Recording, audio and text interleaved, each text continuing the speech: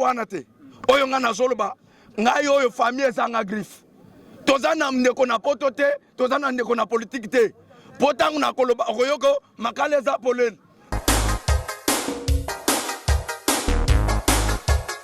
komona azali moto azalaka na ye mwa mingi azali moto oyo basolaka na ye mwa mingi etango bato bakomi kobenga ngai papa Sylvain bandeko ya diaspora bino ndeko Sylvain toyoki ke papa Radio Mbali mala ngai bino nayebi ke bakotelaki ye mais on a dit comme hospitalisé ou on a dans information te bon zelanga na vérifier ça investigation et après l'investigation de Gloire à la Panthère on a pas 6 mois de peine parce que azali penza n'a pas si makas n'attend to ko la boye alors bien de Sylvain yaka to ça l'émission to lo baba vérité alors bien na lo sauf rien ndé au travers émission wana tant que ça l'émission wana alors bien que notre papa Kadombi a été il semblerait qu'il a été empoisonné après attaque au Yambaki suite à la dénonciation avec ça sur loi congolité selon madame la Panthère noire na bongo tant que tu rediffuser émission wana ndé ba oyo ba ba que ce soit ya Kadombi ezala ki ndé ba moko ba ko non Kadombi bazali ko belande o mebiso ndeni to yeba kité c'est au travers émission o ngana salaki ndé to moi déjà awa to ko lobawa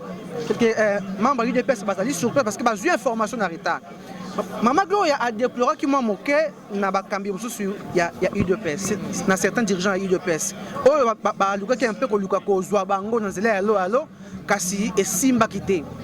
Tant qu'on le voit déjà est commis trop tard parce que Papa Kadomba Koufi et qui va encore défendre le pouvoir actuel parce que Papa Kadomba défendait le pouvoir actuel. C'est-à-dire que ça la révélation ceux qui ont fait la tête contre Fati ya koya na révélation tout le monde na preuve na que non les Kambo ezali boy tata les ali boy les Kambo ezali boy tata la boy na pesa ka manda kisa moke na tuki motote tant que le Kambo non Moïse Katumbi atongi stade ya Mazembe na Lubumbashi ya lobité stade wana car les acquis stade au coup de stade du Vélodrome Katumba a réflexionné a tongi te a réflexionné ça quand non que bien tonga 51 tonga te aya ko bongisango a tcheka couleur a bakisi bakisi ndenge papa Kadombo azali ko dénoncer mais et puis zaki émission suko ya salaki au moment vidéo ezali ko circuler sur les réseaux sociaux donc c'est déplorable tout ce qui n'a pas contre liberté d'expression là et puis il faut qu'on garantit bato on va dire qu'on la vérité pour garantir la sécurité parce que sinon ce que le presse surtout et c'est qu'à bouche et quand tu as un mensonge une occupation mboke ko tambola te mboke tambola na mensonge te malgré bato exception que non politique ali monde à mensonge monde dans le couteau mais faut biso to ça va au travers émission que non politique ali monde à mensonge te politique ali zali monde ya bato ya solo kate mais politique c'est rien et très ça bato na pole ni yo ça maki na butu pe na mo pe ko salema donc le papa Kadomba tiki biso nyos o na ko loba juste zali o wana o na lobi donc c'est un peu ça. Voilà. Mais si une question à Souka avant Tokabwana, est-ce que vous pensiez que Ndemambo Kolobama que Moïse Katumbi Mtatindi Batuba Beta yango memi etina liwa parce que yango nezo circuler na ba réseaux sociaux. Yango ne panzani na ba réseaux sociaux. Parce que yende mutu atindi Batuba Beta tatuka de mo tie memi na liwa. Wana penza na koloba na ebité. Pour être sincère parce que l'émission même on a salaki on dit que nous allons de Moïse Katumbi nde mutu atindaki bato babeta ye nani aza na preuve nani amonaki tosalaka politique ntango ozosala politique mpe wali koloba politique foyeba makambo nio ali koloba nani oyo azali na preuve que c'était Moïse Katumbi nde atindaki bato babeta ye wana avi wana ngai nali kopartage yango te avi wana ngai mpenza na sepeli na yango te il faut pas kolukaka kopointe mutu du doigt tant qu'on a dit que les Cambodgiens sont bons côté. Moi, c'est que oui, les personnalités politiques, oh les lois, les Cambodgiens, et là, et puis, ils ont dénoncé, la loi. Mais je ne pense pas que Moïse Katumbi peut continuer à battre donc, démocratie. Donc, on va dire pour ceux qui ont lobby, pour Lukangai. Vous mettez au cas de ma politique. Donc, on va dire sous ma politique. Les politiciens vont misaler la propagande. Biso pe ba comédien to sala kama kamuna biso potang tobela kaboyaka toujours na retard na lingina lo baboy kadi ombo asa koti ndakwa manili problème ezate bo choquer biso na ba propagande na bino ba politicien bo luka biso te poso ki to lobi ba vérité eza moment boko luka biso bobo mabiso bolinga kaka to kumisa kabino to sanjola kabino bokomi banzambe te boza banzambe te toza na choc ya makasi botika mwasi wana veve atikali bongo bokoya na bamasungi na bino ya baloso na ba will ya hypocrisie na lobi ko banda lelo botika biso tovana botika biso tovana yo yesiko yo toyeba quand même Kadi Omba kufi na cause c'est quoi la cause nga na yeba ki Kadi Omba zobel lelo na yoki na tongo voice ya mwasi na ye esalinga pais mwasi alobi ke bakotela ki Kadi Omba babeta ki Kadi Omba. Il a été attaqué. Asalaki pare émission de Toyoki émission moko asalaki attaquaki homme politique moko na sima émission wana ndenge basali nini babomi na kotanga te po bakotinda pe baluka ngai nde naza boye papa état de droit liwa na ndi état de droit ake cimetière état de droit botika ba bêtise akaliwa akoti malili atikali te na lobi tango akoti moke. Est-ce que état de droit est sécurisé? Botika ba bêtise. Tokotanga ba kombo na bango te. Naza pe na tina ya kombo mutu te. Eloko nga na lobi kaka tozana pas soki shisisa solo ezali. Tolandela likambo tina suka. Po Kadi Omba koki kokendo felete. Kadi Omba bandite ya lelo te. Nani Kadi Omba salele propagande te. Nani Kadi Omba asali makamuna yete. Et comme il est le Kadi Omba lo baba vérité, Kadi Omba kotanda kwa malili. Pasi. Donc Olanda soki ba avocat ba koleka presse zao. Boluka ba avocat toyeba. Mais eza pasi. Propagande na bino bo misalela kana bana na bino. Na basi na bino na bandeko na bino basimba ba famfa basimba ba micro. Maquillage ya artiste moko te ko ya ko salelo propagande. On m'appelle sous likamba congolité parce que baso ba ke. Na lobi mama papa Congolité ne zo bomisa bato. Toloba te. Na koloba makambo wana te. Oyo nga na zoloba ngai oyo famille ezanga griffe. Tozana ndeko na poto te, tozana ndeko na politique te. Potangu na koloba okoyoko makale za polele. Na zoloba likambu ya passion esui ngai. Yo za de père et de mère congolais, loba te papa. Na za de père et de mère. Je suis Kasaye à 100%. Yoki ya tata na maman. Naza mwana mboka mutu nyonso ayebi soko lingi na yebisa yo na kolakso carte électeur ba kolakso na place na botam. Oyoki Kadi Omba no mona ki azalaki étranger. Na yebite bomi tunana. Lelo na Congo na yebite soki liberté ya koloba ezalaka. Soki to lobi boko yoka likambo. Na meki koloba bakoloba malamu to mibomba to kufa nango na mutema. To kufa nango na mutema. Likambo ezate mokili oyo eza ya bino me boyeba kango après mokili mususu ezali lifelo mpe ezozela bino soki bobongoli mutema te na beti se te na lobi boyo tokoluka bino ate na lifelo nakoyebisa tata na lobi tata bakisela bango moto mutu oyo abomaki na mbeli fasika mpe makasi yo criminel bomaka fami na yo mpe bakosila okotaki likolo MC ya $50,000 to 10,000 to 5,000 obomi molimo ya mutu ok likambo ezate okotikala kolala kimia te chibwa chenu kumeso bokolala kimia te nga petit évêque na lobi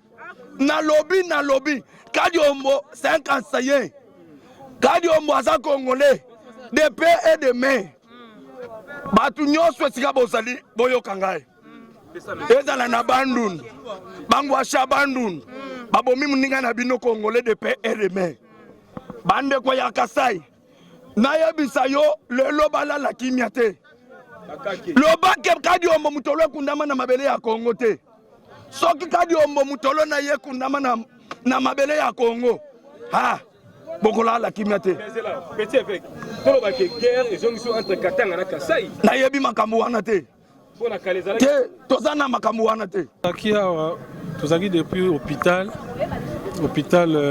médecin de nuit ici ka papa Kadi Omba azaki hospitalisé toye awa parce que papa Kadi Omba uti kotika biso toya kokotisa corps na ye na morgue awa à l'attendant tozela programme ya babseke salama donc papa Kadi Omba aza lisusu te bato bayebi papa Kadi Omba te azaki artiste et comédien et puis akomaki kosala ba analyse politique na chaîne na Kadi Omba télévision donc voilà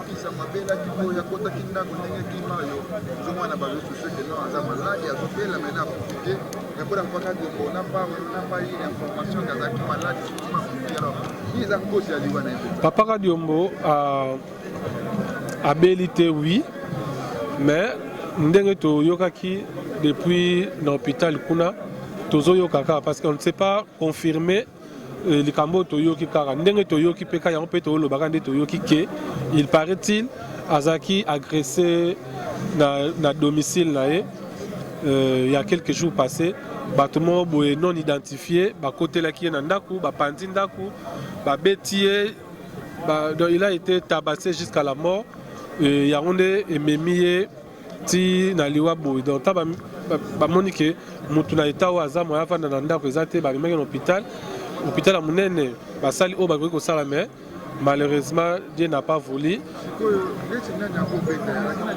Je ne sais pas confirmer Makambouana que Adrina Nyonga Moutou ou Adrina problème à Moutou, quelque chose comme ça. Donc ça si j'ai mon boy oh na koki ko o za TV na ko ke lobate que non Azana Nyonga Moutou ta na problème na telle personne. TV il faut aux alana moi bokebi pona ko répondre na mituna mususu po surtout ndé ba lo bakeli kamongo za sujet moko politique il faut tous à la peine bokebi mais ce qui est vrai ndé to yoki ba lobi qu'il a été tabassé pour moi sinaye na famille ne bazawa ba zolo ba ke azaki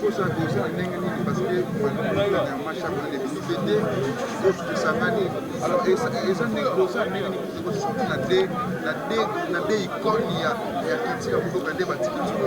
matanga mama chako déjà lobby ils avaient prévu faire malelo mais imprévu mon salamaki ba obimisa ngo lobby après matanga mama chako to salaka programme ya papa Diombo pona ko kundaye ndenge zala kaka donc aux obsèques na ye digne de son nom parce que c'est un grand il y a un des pères il y a Fiston Saïsa na théâtre il y a un des pères il y a président Vie de loin et pardon président V12 il y a un des pères il y a président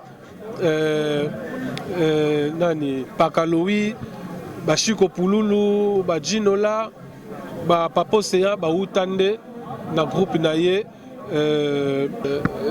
donc aza papa na bango donc ba opesa ye ba honneur na ye ba olela papa na bango na honneur famille biologique famille artistique et puis na ba fanatique pe ya Diombo je pense que ba réserver les penza ba obsèque digne de son nom et les cabien et puis presse aux alana toujours pour nous accompagner bato yo bazomi tout na ba question pourquoi kaka artiste c'est liwa sokeye et okipete biso parce que toleka na TV ya ngonde ezo ebimanga tika tozo kufebele mais so tali la morgue o bebembe evandi o baolela ala o ezala kati kuna ezaka ba comédien te omoni mais to souhaiter que ezala toujours biso mama nano akumfite pardon mama nano akundamite mbala moko papa aye okota lisusu na morgue et ça la passe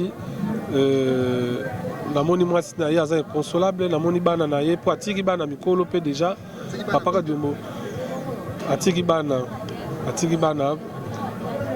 je ne sais pas compter mais atiki bana ba détail wana no eroya sima atiki mwasi atiki bandeko baza wana frère na ye mobali to zala na ye a to na hôpital ba ke déjà pona ko ke yamba bato ba ko yamba tanga na ninga famille donc voilà artiste tout le monde a déjà kufela ndeko na bino mususu Guimard azana malade makasi tisiko ake na hôpital te bozela essayer pas kufa sima te Guimard yo azaki na hôpital bato ba la confusion Guimard azaki na hôpital babimisi ene na hôpital parce que hôpital balobaki ke ye na état azali vaut mieux ba traiter na ndako parce que azalaki vraiment biloko nzoto komaki ko beba ba veine mususu bano sala te alors hôpital balobaki o za susu likambo hôpital te ko mambu total la nzambe yango azo vivre na ngolu nzambe alingi ye parce que ape pasteur donc azaki na koma bana ko loba lisusu te a bouger te mais nzambe asali ngolu akomi quand même koloba donc ezate que ono Guimard yo eza ke o azo kufa na ndaku ba memi na hôpital te azaki na hôpital mais babimisa kende na hôpital batie na ndako batraité na ndako, c'est ça. Bongo kosala ta nde tomonaka mwa lettre akende soin libanda mboka te réclamele ata te. Bon omoni babiloko mosusu ezalaka biloko ya gouvernement. Est-ce que quand na ezosenga il faut kabake soigner ye libanda po hôpital azalaki mpe hôpital ya monene. Et je pense que pasteur Kabundi Walesa azwaki charge na ye yinde moto azalaki kolandela basoin na ye makambo nyonso tu ti azalaki na koma wana ti bandimaki azonga na ndako bayebi pourquoi. Mais nayebi ke nzambe abikisaka aosala déjà pa baloloba te mais akomi koloba abana kolia te akomi kolia malembe je pense que ako se rétablir. Merci. De père et de mère. Parce que si il y avait vraiment une rancune entre Katumbi et le président Félix, mais Katumbi a dit qu'il y a un ministre qui n'est pas le gouvernement. Au moins, il y a des occupés. Bah, on menacé Nani. Oh, bon, ça va combien? Oh, ensemble, ils ont fabriqué un allié. Est-ce qu'ensemble, les gens vraiment ensemble, peut-être marche, peut-être mal triomphale. Tout le temps, on a des militants, ensemble, on a des militants. Non. Oh, Wanambongo, l'argent qui a circulé. La congolité, qui a éclairci, Bisopoya Katangé. Des pères et des mères. Pour le maman n'a pas Katanga, papa n'a pas Katanga, baza vivant. Donc des pères et des mères, nous sommes dans histoire à Katanga, n'ayez écrivain moro Pichi Banda. Pichi Banda, bêtez biso histoire oh, elle est là entre Katanga na Bakasayen. Masque Diombo pe atika ki mo musala théâtre, attend assisi étude na IPC, aye sikopo ate ya biso a loba. A expliquer comment vous avez une bibliothèque. L'histoire du Congo. Alors quoi? Ex-ministre était Thomas Lobarake, je connais le Congo. Il y a une histoire à Congo. Il y a Thomas qui s'assoit, qui a papa dans le coin, mais Max a une histoire à Katanga. Il a vécu l'histoire. Il a vécu l'histoire. Parce que il a vécu l'histoire du Katanga. C'est ça. Analyste, moi, analyse sur sa mort. C'est une façon quand analyste par rapport à ces lois ou bien ils ont déjà menace pour c'est un très mauvais signe. Est-ce que banaliste il y a congolité ou bien comment? Tokolobaka. Nous allons commencer à parler. On n'est pas Toloba les lotins. Bisoba isoba la mitou et katana. Tokoloba. Tout ça là, musalo pour intérêt à mbongo te. Pour le on lobby na critiquer mutu. Na bandio benga, to na bandio benga ministre, to na bandio benga directeur. Mongo bueno yo zo mbongo. To lukela nga matricule non. Tokoloba. Tokoloba. Tokolemba koloba te ni Jérémie. Yo za moko ya kati. Biso kombe de fois. Soto ko benga so ba monzemba wifi poto boya na so sa via kimobulu. Bo benga so ba monzemba wifi te. To sana to boya so sa kimobu poto banga ka utaka mbali mo yabwe ale musu ba chembongo aya sambwisanga. Otaka mutu bo yabwe pona boye. Okome musu 18h so sisi ba tournage la lipo ani ko banga kaka. Mais ko banga pe le kate. Toi une insécurité totale. Nous sommes en insécurité. Au moins obima po tali pe na C penza na yango za na C. Oh, yo motaka mutu chapeau a suspend na aveni. To changer banda ku combien? Alors entre nous, ni masque de Mbakou nani. Ah, normalement, les abakou au bêta qui est, des côté là pour la deuxième fois, des qui va bêta. Mais tous là, oui, on attend l'autopsie. Vraiment, qu'est-ce qui s'est passé au juste. Mais les analystes, quand vous demandez la vérité dans la télévision, attends la sécurité, vraiment. Comment tu trouves cela? Sécurité, c'est rien Nzambe. Quand on savait que Koko na centre n'est pas battre la biso. Mais c'est la politique, maman. Mais on n'en discrimine pas Jérémie. Yo mola ka jombo kanga selfie na kata aolié pas mutu. Tony yemoko yeba ki libulu o ya côté li. Et bon quitter koloba ke oh non. Nous sommes en insécurité bien sûr. C'est pour ça que nous lançons aussi l'appel à le séjour Augustin Kabouya. C'est l'heure maintenant. Il y a qui est communicateur. Parce qu'aujourd'hui Joël qui t'engaza na makala. Pour vider Chimanga Kangisa qui est. Les personnes Joël qui t'engaza aussi problème na makala. Et Rosanani vider Chimanga. Conseiller chef de l'État. Oui. Tout ce qui est politique, il faut avoir solide, Jérémy. On nous insulte à tout le monde.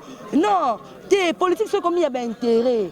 bana bino il faut au moins nga mangusuna sabo je na tala bibana ba mike oui moi vana sadika mo fona yeba nani faut protéger nos enfants tant yo do c'est le moment o alésé bato mais yeba congolité c'est un problème té no etchanya na loi ayena na nini na et ça problème té donc c'est que démocratie na Congo il fandi to loba vraiment il y a une démocratie oui quatrième pouvoir et comme il a la démocratie. Quatrième pouvoir de démocratie et côté. Nation nini. Nous